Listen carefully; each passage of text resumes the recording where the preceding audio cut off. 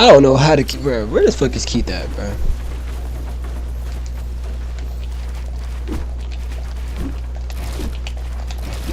Yeah, bro.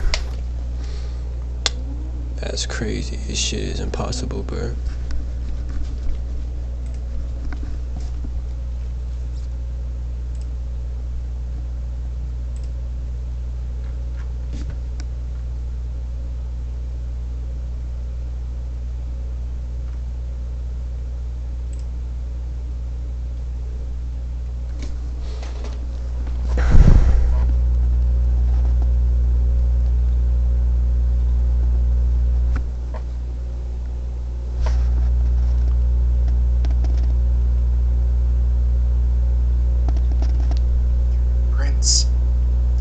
No. But I do play one. Automatically reconnect. You also want to change that, guys. What you want to do is stream delay on Streamlabs OBS. So this is a common problem on the streams, that you have a lot of delay, and how you can fix it. So first of all, what you want to do is you want to go over to settings. On settings, you want to go over to advanced as first. So this is really important, guys. And now you want to go over to stream delay. So on here, you can also just copy the settings that I have. You can like pause the video if you want to and copy everything that I got on here. So on here, what you want to make sure of is that the duration seconds is gonna be on 0, and make sure that the preserved cutoff points when reconnecting is turned off, and this one needs to be enabled, guys. So on its original state, it's gonna be like 20. You want to go ahead and enable this 20. You want to make sure it's on 0. On automatically reconnect, you also want to change that, guys. What you want to do is you want to go ahead and enable this, and you want to make sure that the retry delay seconds is gonna be 0.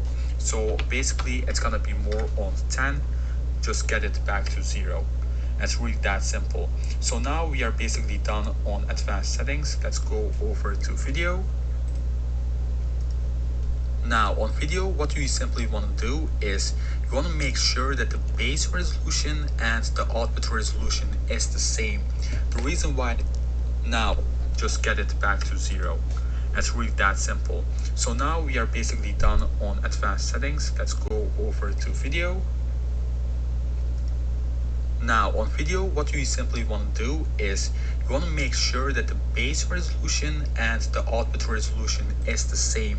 The reason why is, for example, if the base resolution is 1440 and the output resolution is like 720, like over, so are gonna be on time actually using the same. It's something your upload speed on your stream up to like maybe, but you can also follow me on Twitter and Instagram. Alright, so that shit should have did it, bro. Stream delay is crazy. Oh yeah. Oh the hell no. I think it did help, but this only happens on when I'm streaming. It helped a little bit. Not a lot though. I will leave a link in the description down below, but it's gonna be directly connected and you don't have like any delay problems on your streamable. But most likely if you use a Ethernet cable, you're not gonna have any problems. It's gonna be directly connected and you don't have like any delay problems on your stream. So that's an easy fix.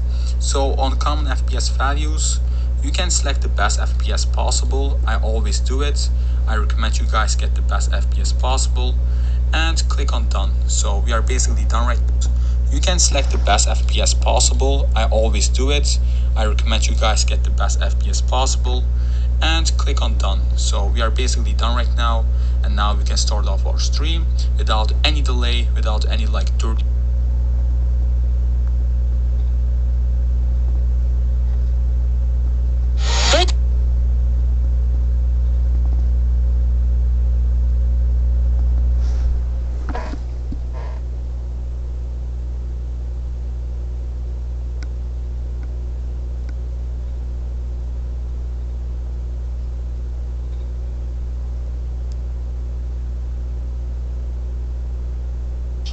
what's going on, guys. I'll keep watching because there's a couple other things that can help with that. So then hopping over to video, you're going to want to change your base resolution to whatever your monitor is. So I have a 1080 monitor, so I'm going to change it to 1920 by 1080. But if you have a 720 monitor, just change it to 1280 by 720. And then for output resolution, there's a couple things that factor into what you're going to want to do here. But I'll just explain it really simply and real quick so you can understand it better. So there's a website you're going to want to check your download speed. That's how you're going to know what resolution is best for you. So there's a website, speedtest.net/run. I'll put name of it, but you're 80. Too big.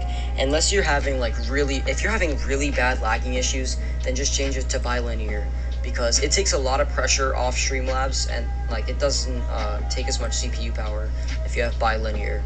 So right here you can see it says it's the fastest, but it's blurry if scaling. So it'll be very blurry, but at least you'll be able to stream if you're lagging like that bad. But I'm just keep mine at back cubic. And for FPS, I don't know. Compared to all the other settings we're changing, it's not really as important. I just an upload speed between x264, and you should probably do the same unless you have a good one. Scaling and encoding. But my graphics card isn't really that good, so I'll just keep it at x264, and you should probably do the same unless you have a good one.